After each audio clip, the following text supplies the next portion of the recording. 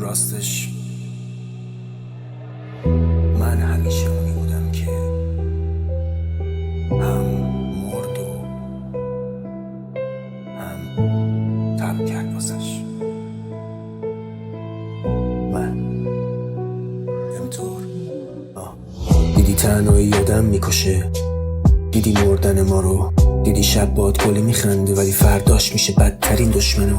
دیدی آدمو چقدر دروغن، دیدی همش بلوفه، اسکار داره نمایشت گلم بعد شاهکارت سخنم فقط سکوته. دیدی میگفتم کم میاری، همون اول دیدم توی در دیواری موقع گنداد اگه قید تو میزدم امروز نداشتم این همه بد بیاری. کاری کردی که بد شم دیگه، کارت پیش کار ماه بد درگیره، کور کردی ذوقم تو بد جور، اونی که بهش میگفتی بچم پیره دیگه. دیدی انقدر بزرگت کردم که حتی خودم هم مثل آدم ندیدی. دیدی لیاقت لازمه ی عشقه، کیلومتر با این قلب غریبه ای. دیدی خودم هم حتی دیگه غریبه است واسه این آدمی که شدم. دیدی هنوزم خوبم خاکیم فقط واسه امثال تو چه بیرحمی شدم. چشماتو دیدم بد آوردم، انقدر گند زدی منم دیگه کم آوردم. بچه بازی ها تموم نمیشد، بزرگت کردم و تنها موندم. هم بودی درد بود و هم نبوده درد، حالا دلامون زخمه و یکم هم تنگ دل نفهمه. خودم لقشو زدم تو هم خوش کردی بیبی سرمون رفتش.